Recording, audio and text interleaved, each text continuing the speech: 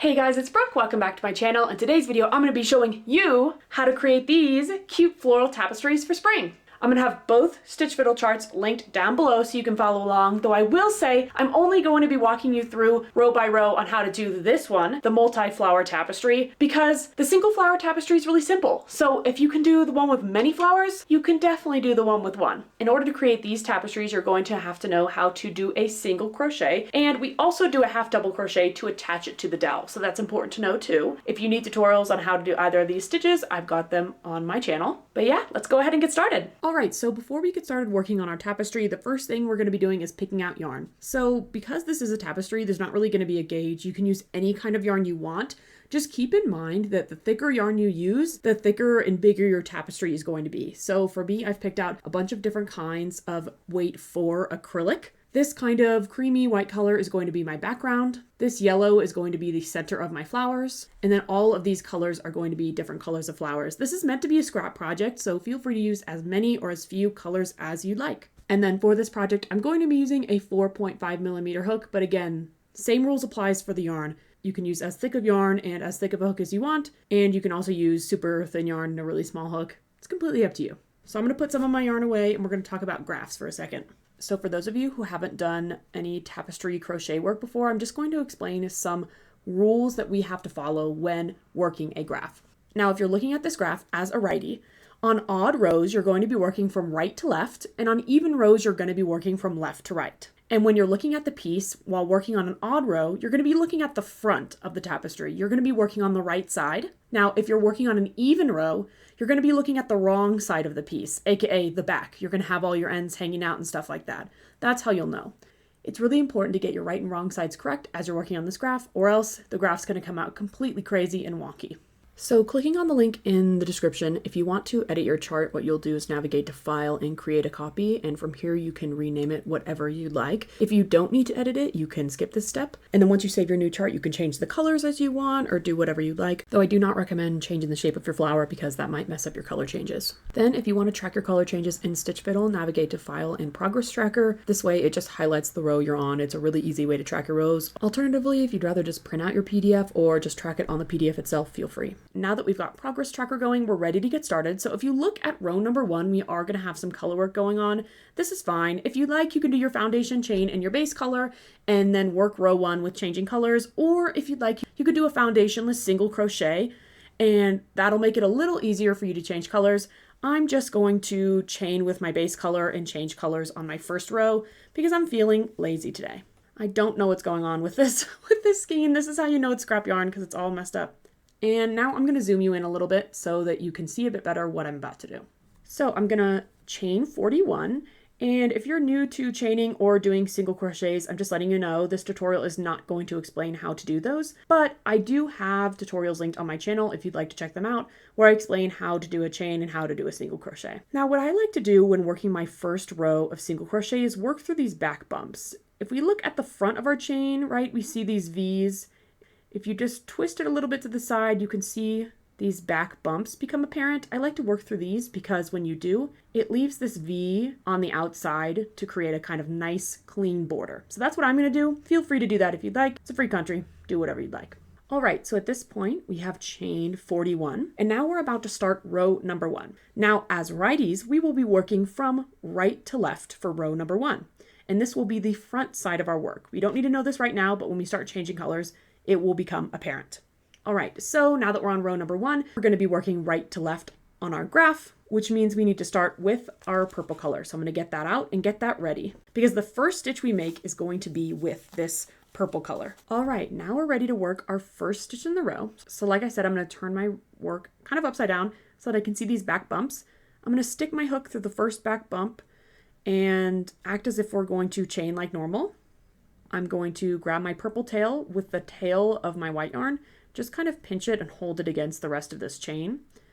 I'm going to pull through with my purple yarn. All right, I've pulled through that back bump, and I'm going to pull through 2.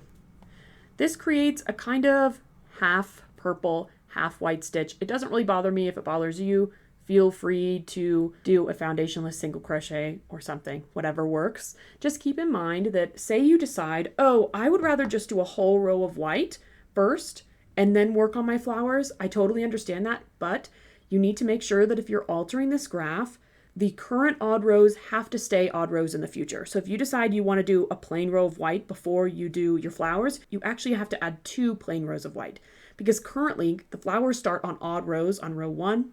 So if you're going to edit this graph and add rows at all, you need to make sure these start on another odd row. So now I'm going to make a few more purple stitches. I have to make 7 according to my graph. So I'm just going to work in the next 7 stitches with single crochets, and I'll probably work over my purple tail because why not? If you're having trouble working into your foundation chain like I am, I would recommend actually sizing up your hook when you make your chain, because often I feel like I end up putting a lot of tension in my foundation chain and it makes it really small and it's kind of frustrating to deal with and to work into, like what's happening to me right now. So feel free to size up your hook and redo your chain if you'd prefer to, which actually I might do right now. All right, I just quickly went and redid my chain just to make it a little easier to work through while I'm doing this tutorial. And I worked the next stitch as a single crochet with my purple yarn. And now we've got to work 5 more stitches with this purple yarn. So now that we're working on the actual color work part of the graph, I'm going to explain to you the purpose of right and wrong sides and how that comes into play when working with it. So as a righty, like I said before, when we're working odd rows, we're looking at the right side of the work. So what that means is if I'm ever working over a tail, I'm going to put it behind my chain like this instead of in front. Because essentially, if you look at the difference between a left-handed and a right-handed crochet chart, if they're the exact same design, they're going to be mirror images of each other. Because essentially, lefties are working on the back side of the chart and righties are working on the front. Take this tapestry I just finished, for example. As a righty, when I'm working on this chart and I'm working on odd rows, this is what I'm looking at. I'm looking at the complete finished flower, right? And when I'm working on even rows, I'm looking at the back side. I'm seeing all my ends hanging out here. So now we're going to work our next 5 stitches in this purple color, and we can talk a little bit about the different ways you can change colors. So when you're doing color work, there's 2 different ways generally that people change colors. There's floating and there's working over your yarn. Working over your yarn is pretty self-explanatory. Essentially, you're doing what I'm doing right now. You'll start a single crochet and just work your single crochet over the tail that you're holding in your hand. Now, the other method of color changing is called floating. Essentially, all that means is dropping your yarn and then picking it up and just leaving kind of a loop hanging here on the back side of your work. So I'm going to walk y'all through an example of floating with this white yarn on this first row. So I'm getting ready to work into this next stitch. So what I'm going to do is prep my float by bringing this yarn up to the front of the stitch I'm about to work through. Okay, pause for editing, Brooke, to clarify something. I just want to let you know that as I'm working this, I'm working as a lefty in real life. So as a lefty on odd rows, it's wrong side facing me. That's why I'm pulling the end up in front of my work. But if you're a righty watching this, you'll want to do the opposite. You'll want to have the ends actually going around the back side of your work. I clarify that later on. It's just for some reason, this first time I was doing it in this example, I forgot to clarify. So just letting you know, put the ends behind your work instead of in front like I'm doing here. It's important to keep in mind when you're floating, you want a little bit of extra length here because one of the ways people struggle when they first start doing color work is they'll pull this float too tight and then your stitches will start to crumple like this because you're essentially tying them closer together. I usually line up my yarn to be basically the exact width of the stitches themselves and then give it an extra little tug because I'd rather there be this loop that maybe you get your fingers caught in compared to having your work crumple on itself. I'm going to put my hook underneath this white yarn here, and I'm just going to put my purple tail away just to ignore it for now. And I'm just going to put my hook through this loop like normal, grab my yarn, pull my yarn through, and when we do that, we'll see that we have our stitch here, but we've also got our tail hanging here. And now I'm just going to yarn over and pull through too. So this is what our float looks like. We've got our stitches here, and we've got our float hanging right here. So those are the 2 different ways you can color change. It's completely up to you. As you can see in this chart, I kind of did both in some areas. I've got some floats hanging here, but I've also worked over the purple yarn here. I really just play it by ear and just feel how I'm feeling. What many tapestry crocheters would recommend is that if you've got some really contrasting yarn, like you're working white over black or vice versa, they recommend you float that in the back because you'll be able to easily see the contrasting yarn through your stitches. So that's the only piece of advice I have is to pay attention to the colors you're using. For these colors, these are all kind of very similar, I would say. The only different one is the yellow. So in some of the yellow stitches, you can see a little bit on the front that I've worked with the pink, but for the most part, it doesn't really matter. It's mostly with those contrasting colors that you might have an issue. So now let's count and see how many stitches we've done so far. We've got one, our kind of half white, half purple stitch, 2, 3, 4, 5. So we've got 2 more stitches to go. I'm going to drop my white yarn and I'm going to continue to work over my purple tail as we do these next 2 stitches. So I've got 1 more stitch on the purple flower and then I need to change to my white color. So what I'm going to do is start my stitch like normal. I'm going to insert my hook, I'm going to yarn over and pull through. Now I'm going to stop working over this purple tail, so I'm going to put it on the front of my work because I'm a lefty. And now what I need to do is mimic what I just did with the tail with the excess of my purple yarn. So I'm actually going to put it on the front of my work too, because I need to finish this stitch with my background color, my white yarn. So I'm just going to put it in my hand here and I'm going to give myself a little room because as we can see, the last time we touched this yarn was this float right here. So we've got to pull this yarn across this stitch and into our 2 loops here. So I'm going to just kind of pinch it right here with my chain. And now I'm going to yarn over and pull through with this white yarn. Now, as we can see, this gives you a really crisp look where you've got a purple stitch, but you've got a white loop so that you can begin working white stitches throughout your row. What might happen is your stitches might get a little loose when you do this, so I just recommend giving all of your ends a little tug and that'll just tighten it up nicely. So now we finished that first section of our purple flower. So we're going to put all of the purple yarn to the back of our work, and now we're going to be working a bunch of single crochets all the way across until we get to our pink flower near the end. So I'm going to do that right now. And a little trick when you're looking at stitch fiddle, the solid dark lines are 10 rows or 10 columns from each other. And the medium gray lines are 5 rows and 5 columns from each other. So it makes the math pretty easy. As I'm looking at the chart, I can see that I've got 20, 21, 22, 23, 24, 25 stitches until I change to my pink. I'm just going to work my stitches all the way across and I'm not going to touch my purple yarn because we won't need that until we come back to our purple flower.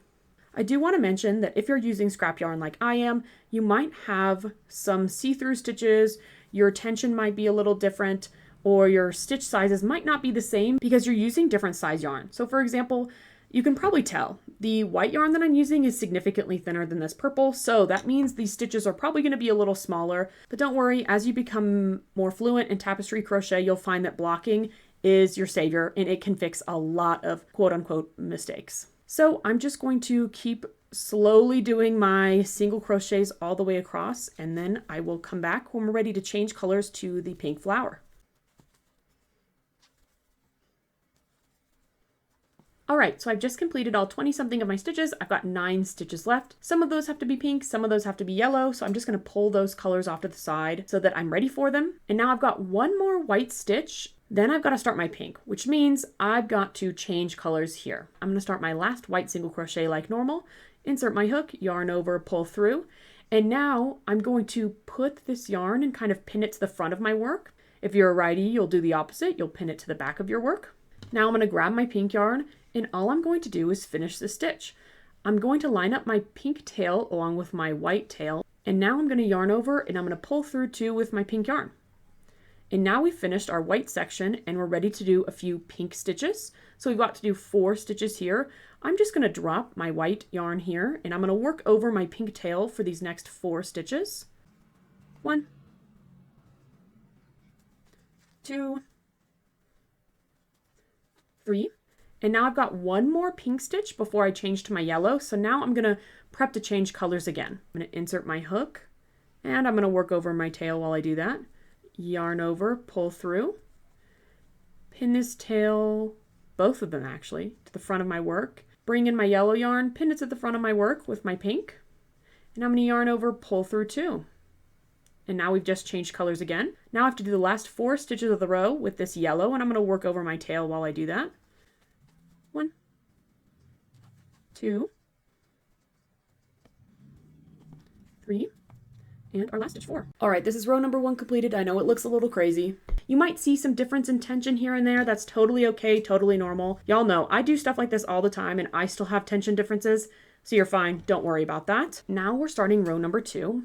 I'm gonna chain 1, I'm gonna turn my work. Now, as a righty, looking at the chart, we'll be working from left to right, and we'll be working on the back side of our work. As a reminder, I'm doing this lefty style, so I'm on the front, but if you're doing it correctly, you'll be looking at all your ugly tails hanging out. So we've got the same number of yellow stitches as we did last time. What I'm gonna do is I'm gonna just do these stitches like normal, but I'm gonna work over both my tails here. So I'm gonna insert my hook, I'm gonna grab these 2 tails from the back, pick them up, work my stitch over them like normal. There's 1, and now I'm going to work the rest of my 4 stitches.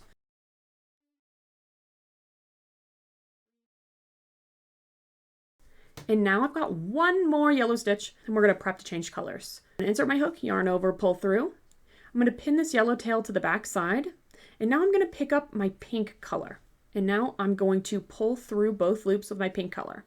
I also want to emphasize that the first few rows that you change colors, this is going to be when it's most difficult because there's nothing to hold on to. The bigger your tapestry gets, the more grip you have, the more rows you have to hold on to. Therefore, the easier it is to change colors without your tension going all wonky and without you dropping your tails and all these things. So now I've got to do 5 stitches of my pink. So I'm going to leave my yellow and white tails here. I might pick up my pink one just for funsies. And I'm going to work my 5 stitches. 1, 2, 3, 4, and now we got 1 more stitch, which means we're going to prep to change colors here. So I'm going to insert my hook, yarn over, pull through, pin my pink tail to the back, pick up my white tail, and now I'm going to yarn over and pull through both loops. All right, and now if I give my pink tail a tug, we can see that we've increased the pink by 1. And now I'm just going to work my white stitches all the way until I'm ready to change colors to my purple.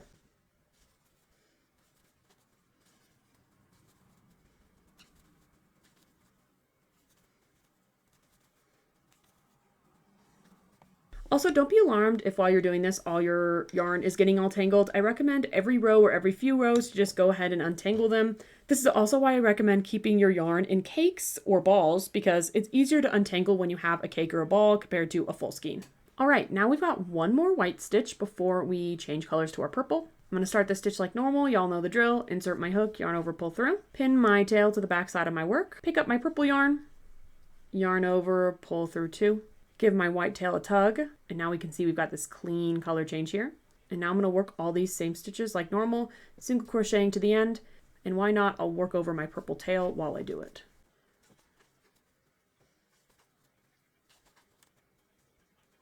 All right, and as we're finishing up row number 2, keep in mind we will be working into this stitch that's kind of like our hybrid purple-white stitch situation, but we also need to change colors because on the next row, row number 3, we're going to be working the center of our blue flower.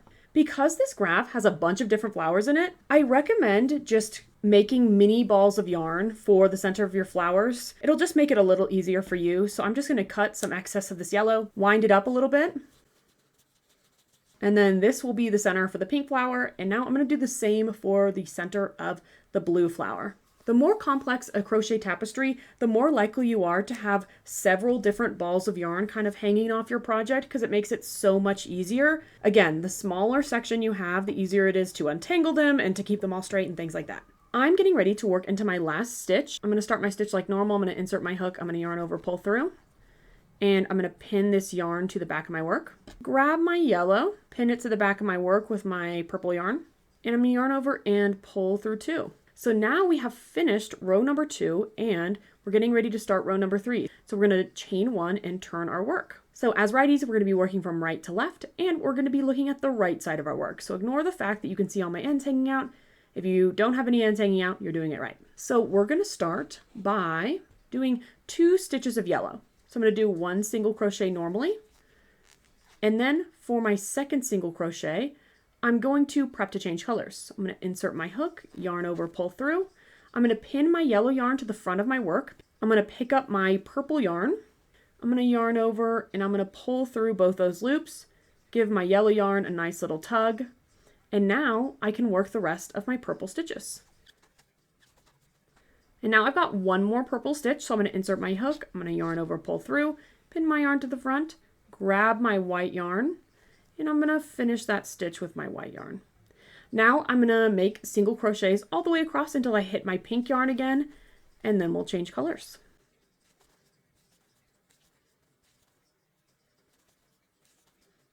All right, I've just done my stitches all the way across. I've got one more white stitch left, and we're gonna change colors to our pink. Insert my hook, yarn over, pull through, pin my white down, pick up my pink, yarn over, pull through 2, and now I'm going to work 7 pink stitches. 1, 2, 3, 4, 5, 6, and on my 7th, I'm going to prep to change colors. I'm going to insert my hook, yarn over, pull through, pin my pink yarn down, pick up my yellow, and then finish the stitch with my yellow. Now I'm going to do these next 2 stitches with my yellow, but if we look to our next row, we actually have to start our next row with pink, which means in this stitch, we're going to transition to pink again. So what I'm going to do is do a tiny little float with my pink yarn for this yellow stitch. So I'm going to start this stitch like normal, but I'm going to work over this pink float right here, just to make sure that when we start this next stitch, the pink is right there.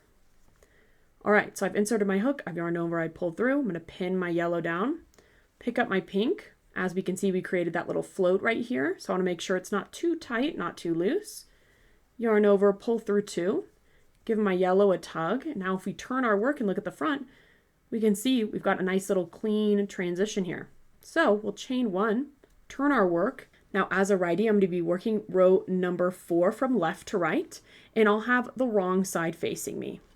So at this point, we don't need any more yellow, so I'm going to clip a small tail here. For this row, it's pretty simple. We just need to start by crocheting pink all the way across. And now when I work my pink stitches all the way across, I'll just work over that tail. And as I go, I'll probably give the tail a little bit of a pull to make sure it's taut. And I'll just work my pink stitches all the way across.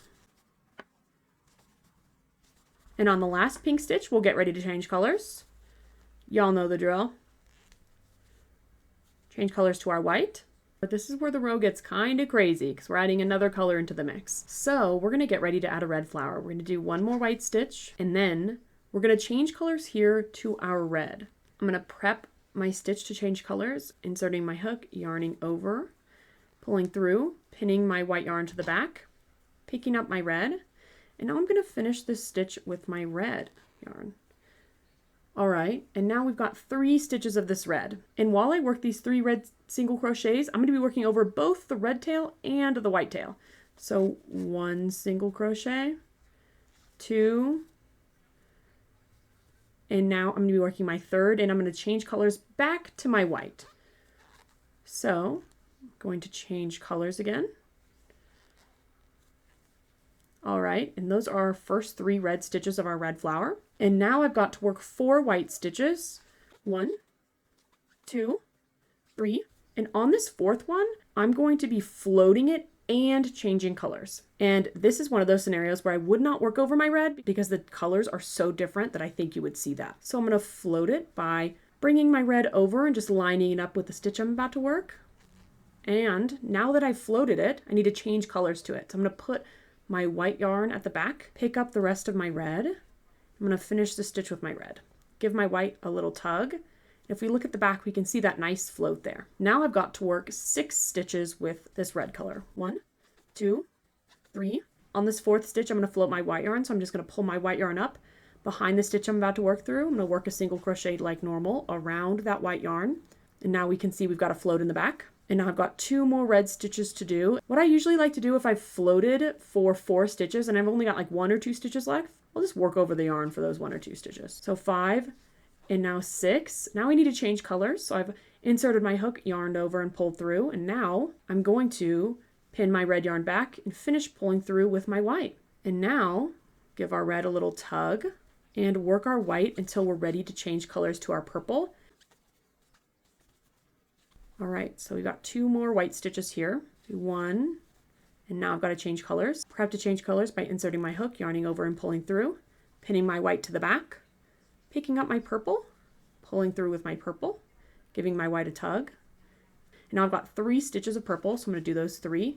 Change colors on the 3rd stitch to my yellow, and finish my row with my 2 yellow stitches. All right, this is crazy row number 4. So as we can see, we've got a purple flower, we've got a pink one, and we're starting our red. And now we're ready to start row number 5. To start row number 5, I'm going to chain 1, turn my work, and when I do this, I'm going to kind of do a little flipsy of my yarn. I recommend flipping your yarn as you flip your work. Just make sure your yarn's on the correct side, essentially, because it gets confusing after a while, trust me. The more often you untangle your yarns, the easier it's going to be for you. All right, we're starting row number 5. Just as your final reminder, righties, we're going to be working on our odd row, which means we're going to be working right to left, and we're going to be working on the front side of our work. So I'm going to start by doing these 2 stitches like normal with my yellow yarn. And on my second stitch, I'm going to change colors to my purple.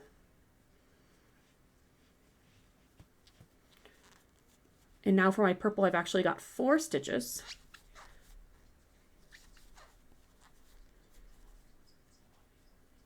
3, and on my 4th stitch, I'm going to change colors to my white yarn.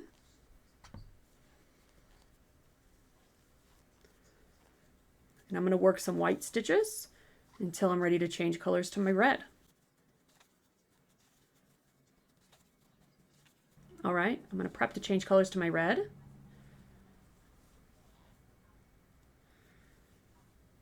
And I've actually got 7 stitches for red to do today. So 1, 2, 3. On my 4th stitch, I'm going to float my white yarn. 4, 5, 6, and on my 7th stitch, I'm going to float and change colors. I floated it, and now I'm going to change colors. And now I've got 2 white stitches to do before we change colors. Now for this one, I'm not actually going to float here. I'm just going to do my stitch and change colors like normal, and just make sure that when I'm changing colors, I'm giving myself some slack. The reason why I like to do this is because I'm using super contrasting yarn. I try to float as little as possible when I'm doing that. So what I'm going to do is, as I prep to change colors to my red, I'm just going to hold my red down, hold some slack down onto the back of my work, so that when I pull through, that slack's there, and it's almost like a mini float. If you don't do that, it's really easy to pull too hard. If I didn't hold my red yarn, I'd pull like this, and you see how tight that is, and it can lead to crunching or squishing of your stitches. So I'm just gonna give myself some slack and hold the slack there, finish my stitch. All right, and now I'm gonna give my white yarn a tug, and now I have to do 6 red stitches. 1, 2, 3, 4, 5. Now I've got 1 more, and I'm just gonna do a big float for this one over all these stitches here. I'm going to work over my yarn to float it, pin my red yarn down, pick up my white, and now I'm going to give my red a tug. Now I have to work 1 white single crochet, which means we're changing again. So I'm going to prep like normal, move this yellow tail out of the way, and switch to my pink. All right, give my white a tug. And now at this point, we're getting ready to work our pink all the way across, but I'm actually going to float my white with me as I do so, and I'll explain why in a moment. So I'm going to float my white about every 4 or 5 rows to the end.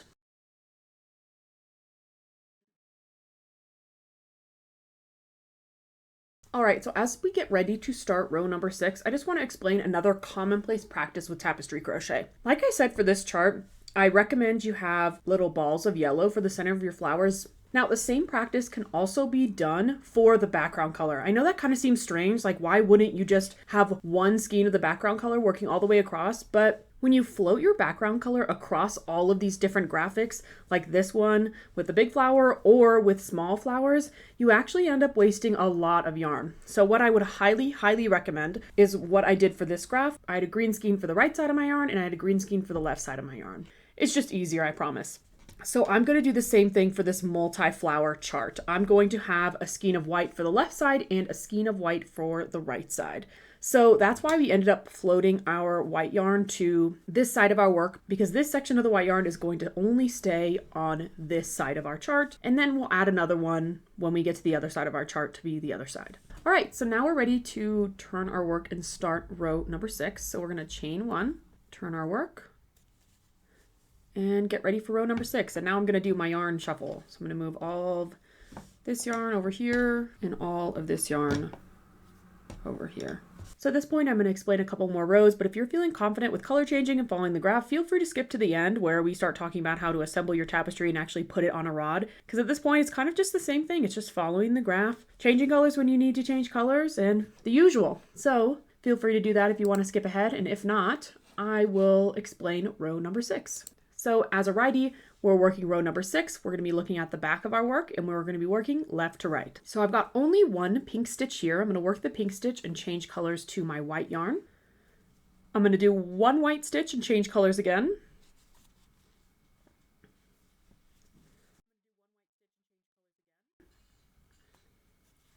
And now I have to work 7 pink stitches. And while I do that, I'm going to float my white yarn with me. And on this last pink stitch, I'm going to float and change my color to my white yarn. All right, I've got only one white stitch here, so I'm going to change colors to my red while I do this.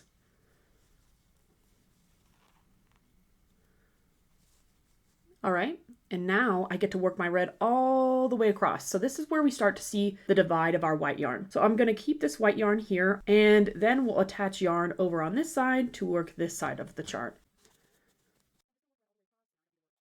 So I'm just going to work my red all the way across, and I don't need to worry about floating my yarn or bringing my white yarn over because we're going to attach a new skein on the other side.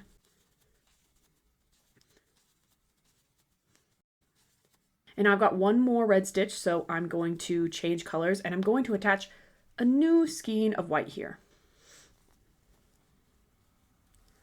Right, give my red a little tug, and now I'm going to be working 9 white stitches. So let's do that. All right, and now I have to change colors to my purple, so I'm going to do so now. And I have to work 5 purple stitches. And on this last purple stitch, I'm going to change colors to my yellow. And on my last stitch of the row, I've got a yellow stitch where we're also going to change colors to purple. So I'm going to do that.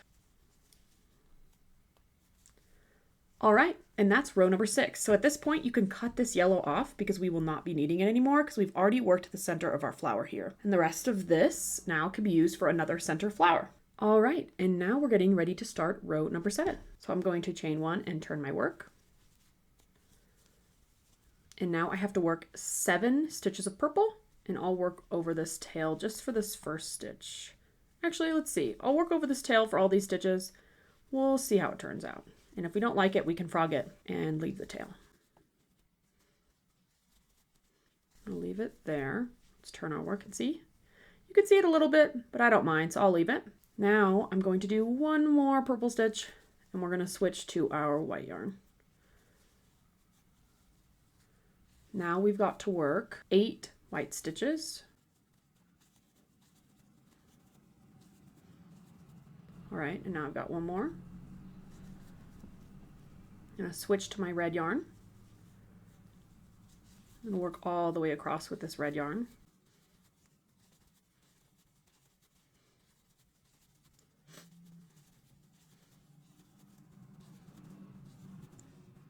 All right, and now on this last stitch, I'm going to change colors to my white, my other white skein that I've got right here.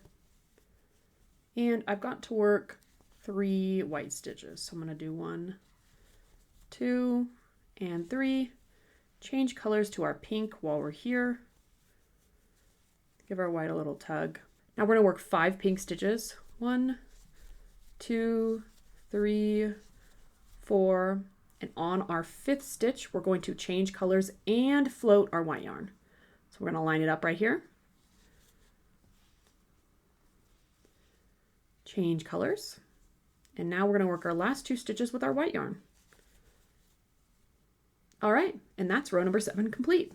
So now you can see our flowers are really starting to take shape. We've got our 2 petals over here, we got 2 right here, we've got 1 big one right here. All right, now we're getting ready to start row number 8. So at this point, we've also completed our pink flower. So you can go ahead and cut your pink yarn off and put it off to the side. Now we've got a total of 10 stitches to work with our background color. And while I'm doing this, I'll be working over my pink yarn, but only in the stitches where I'm working pink. That's another recommendation I have. If you've got contrasting colors, you can work over your other color on stitches that have that color, if that makes sense. Say I was to work white over this row of red, I could work over the red tail here because it would blend in with the red stitches below. But if I had a blue tail, say, I probably wouldn't do that because you could see the blue over the red. So I'm gonna work these 10 stitches. And then now that I've finished working over my pink, I'm going to drop the pink tail and I'm not going to continue working over that. And now I'm going to change colors to my red. And now I've got to work this red all the way across, so I'm going to do that.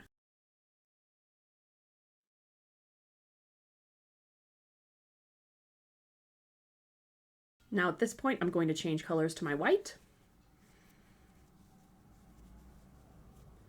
Now I've got to work the same amount of white stitches as the row before. I'm going to do that.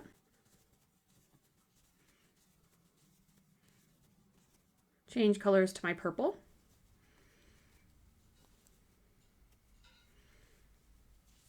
And I'm going to work my purple all the way across. And that is row number 8. Now we're going to chain 1 and turn our work and start row number 9. All right, and row number 9 is going to be a pretty exciting row because we're going to start working the center of our red flower, but we're going to start by working our purple stitches the same exact way we did the last row. Switch to our white yarn. Work our white.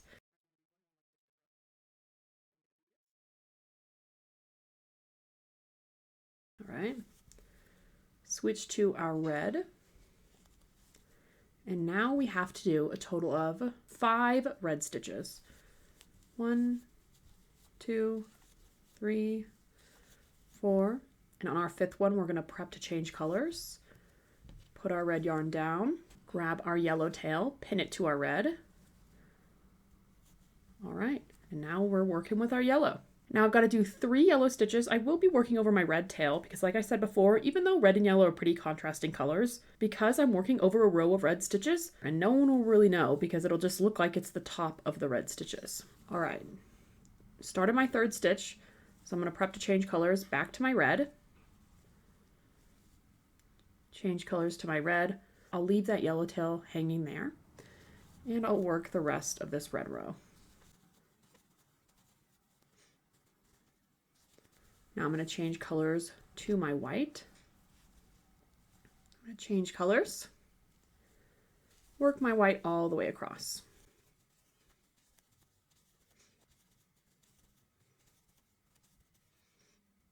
All right, and that is a complete row number 9. And now we're going to be starting row number 10. This is going to be the last row I'm going to walk y'all through stitch by stitch, just because at this point, we're basically doing the same thing all the way across, changing colors, doing different flowers, etc., etc. So I'm going to chain 1, and now I'm going to work back to my red flower.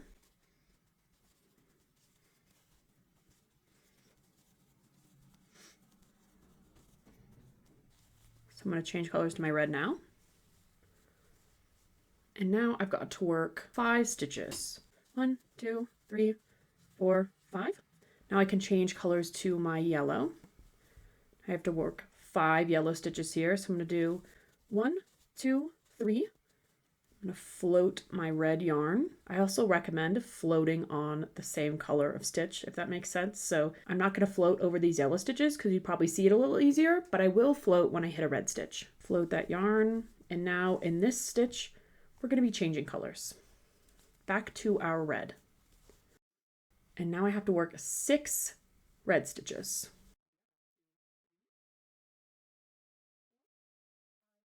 And on my 6th stitch, I'm going to float and change colors.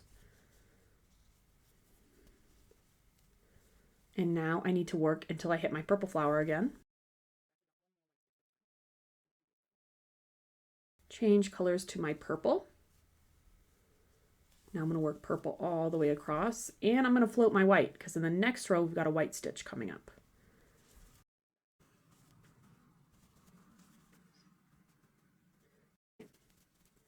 And that is the end of row 10. So as we can see, we've got a pink petal, we've got 2 purple petals here, and we've got 2 red petals. We're starting a third, and this is where I'm gonna leave y'all. At this point, just continue to do the chart like normal. The next time you see me, I'll have a completed chart and we'll start talking about how to put your tapestry onto the wall. All right, so at this point, this is what your finished tapestry is going to look like. If mine looks a little different, it's because I ended up switching my background yarn out. I was using that other yarn and I did like it, but I felt like it was just too different from the other yarns I was using thickness-wise, and I felt like it was creating gaps. Didn't like it very much, so redid it completely with this new background yarn, and this is what it's looking like. I'm really happy with it. And this is what my back looks like. Much less happy with this side, but that's all right. Your back is going to look crazy. We will talk about that a little later. This is the time in which you can add a border if you'd like to. I think I'm going to do a picot slip stitch border for mine, so I'll just walk y'all through what I'm going to do real quick. All right, to start our border, we're looking at the top right here of our tapestry. This is the bottom. We're going to attach our yarn at either corner because you're going to do your border across the side, the bottom, and the other side. Doesn't matter where you start. It's up to you. I would recommend doing your border color in the same color that you're going to use to attach your dowel, but it doesn't matter that much. So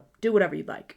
So I'm going to attach my yarn into the last stitch of the last row. So I'm just going to insert my hook into this stitch, pull up my border color, which is this white, and I'm going to pull it through, chain 1. And now I'm going to turn and we're going to be working down this side. Now, if you look at rows of single crochet, you'll realize that there's a kind of pattern in the structure. You've got your top hole right here. You've got this kind of loop or knot, and then you've got a bottom hole right here.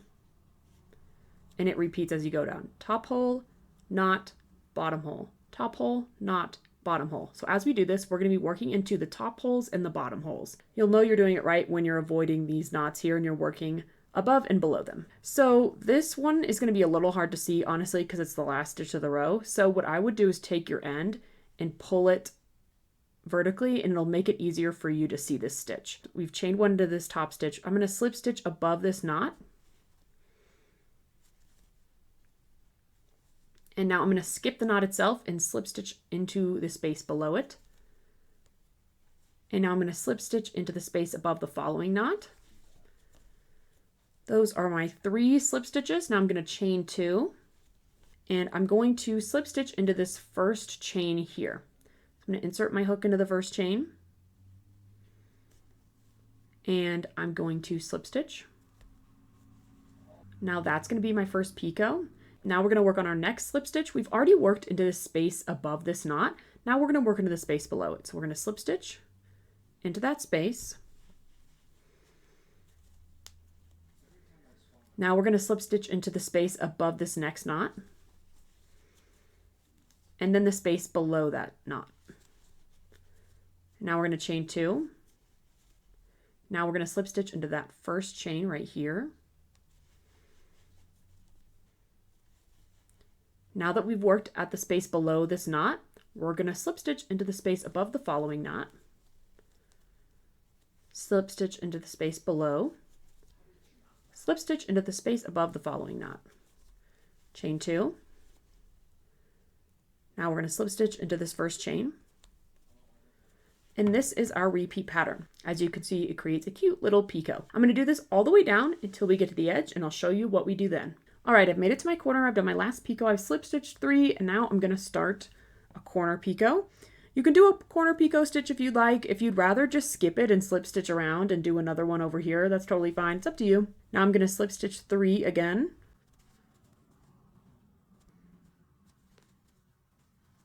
All right, and this is what my corner looks like. Now at this point, I'm going to keep working down, and I'm going to work down this row, which happens to be our foundation chain. So don't be alarmed if it's more difficult for you to work the border stitch through your foundation chain. Your chains are just tighter than the top of an actual single crochet, so it's totally normal. So now I'm going to chain 2 and work another picot. Slip stitch 3.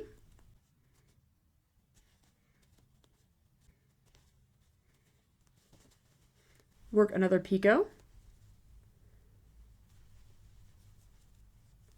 And I'm just going to keep doing this all the way across the bottom row, do another corner and work this stitch all the way to the top row. And then at that point, we'll be ready to attach our tapestry to a dowel. All right, so this is what our cute picot border looks like. I'm very happy with her. So now what we need to do is prepare to put our tapestry onto a dowel. Steps that I would recommend to do before you do that are number 1, weaving in your ends. So if you're pro weaving in, do that right now. Number 2 is going to be blocking it. I recommend blocking it before you hang it on a dowel. It'll just clean up your stitches, especially if you're using different kinds of yarn that's different thicknesses. It'll just even out all your stitches nicely. So what I'm going to do is prep to block this, but I'm going to leave a bunch of excess of this white yarn because this white yarn is what I'm going to use to hang it on the dowel. So essentially what we're going to do after we weave in our ends and block our project, we're going to be working a row across the top over a dowel, and that's going to be how we're going to hang it. So what we need to do is block it, but save yarn in order to do that. If you'd like, you can cut your yarn off and then reattach yarn to work over the dowel. I don't prefer to do it that way. I feel like it's more secure if you continue straight from either your last row or your border stitch into working over the dowel. So what I'm going to do is just leave a ton of excess. I'm going to be using a half double crochet stitch over the dowel, so I want to make sure that I've got enough yarn to go over this row several times. I'd rather have more than accidentally run out, so I'm just going to pull a ton out and then cut it. I'm going to ball it up real quick. At this point, I can go ahead and weave in my ends and block it. So I'm going to do that off camera. I'll come back and show you how to attach this to your dowel and then hang it up. All right, I just finished blocking my tapestries. This is what they're looking like. I've got one final step that I think I'm going to do before putting it on my dowel, and that is going to be applying some felt to the back of my work. This I feel like is kind of a more recent trend, or maybe I'm just unaware, but it's become kind of common practice to hot glue some felt to the back of your work or sew it to essentially clean up the backside of your work. It's especially popular with people who sell tapestries just to clean up the backside, because even though we know your floats aren't going to fall out and that they serve a functional purpose, they're not the cutest, so people have started hot gluing felt to the back of it to just clean it up. Now I am going to give you a little warning before we do this. As we know, hot glue is hot, right? So we want to make sure we're not putting too much, because if we do, it might seep through the front of our stitches and we don't want that. Number 2 is that we should be aware of what yarn we're hot gluing.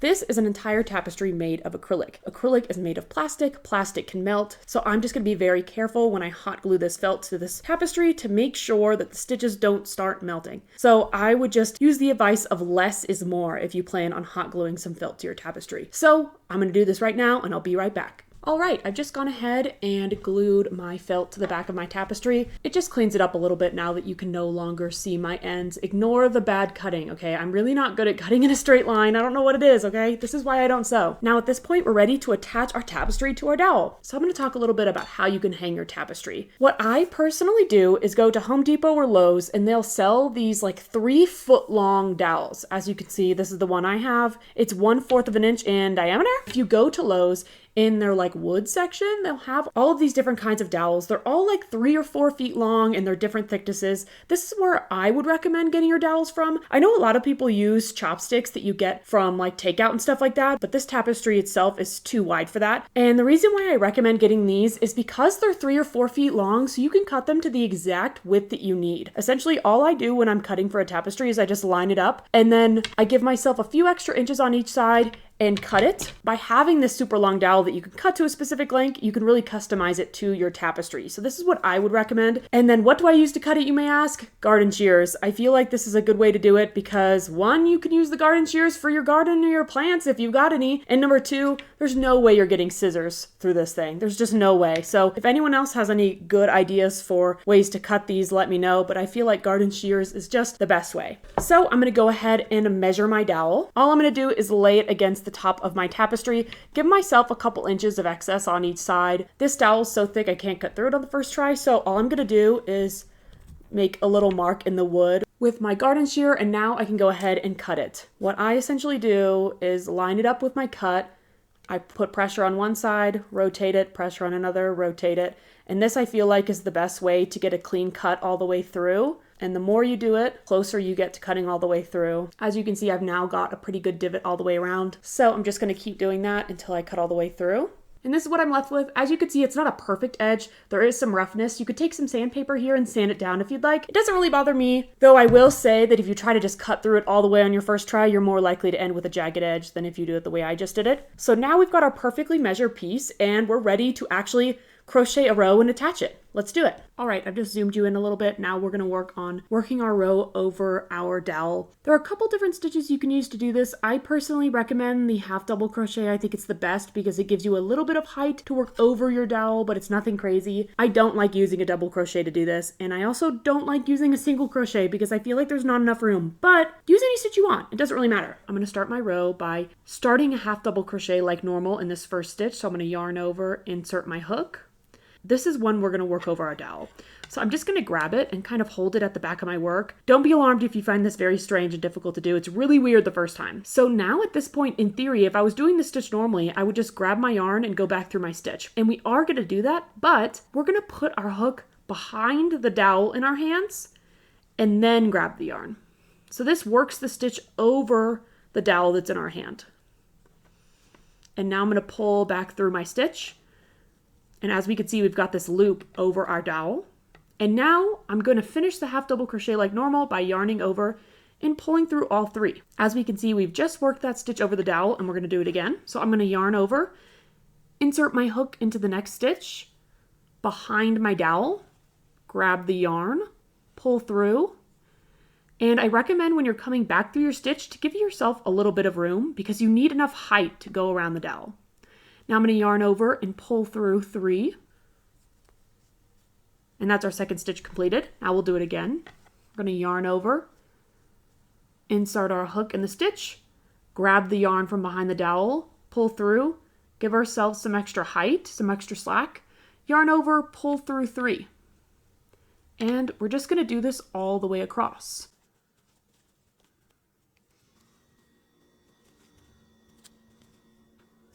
You'll find that as you go, you don't need to hold onto the dowel as much because your other stitches are holding it down, but this is what it's going to start to look like. All right, so this is what your stitches are going to look like right now. That's why I recommend to give yourself some slack to work over this dowel, and that's why I recommend having a lot of extra yarn to do this because your stitches are like 3 times the height of a normal half double crochet. So this is really hard to do on camera, so I'm going to finish doing this row and then I'll come back and explain how you go about hanging it on the wall. And I'm actually almost done, so I'm just going to show you how I finish this row.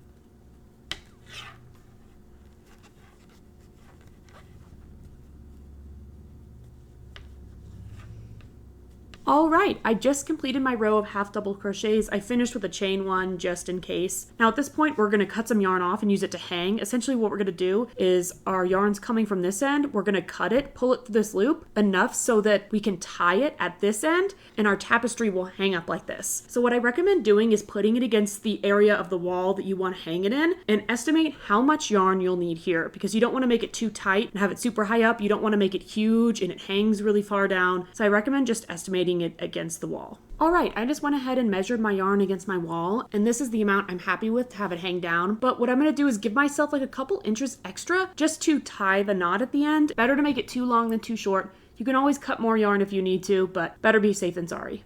Now that I've cut my yarn, I'm just gonna pull through this chain one, and now we're ready to tie it to this side. You can do one of two things. You can tie it to the dowel itself, or you can kind of knot it to this stitch here. It really is up to you. The only possible problem with tying it to the dowel is that your stitches might become separate from the knot itself, so you'll be able to see a little gap here. So what I'm gonna do is just knot it to this first stitch of the row. The knot doesn't really have to be crazy. These aren't very heavy. I'm just gonna insert my hook, yarn over, pull through a loop, and then I'm just going to pull through this yarn end.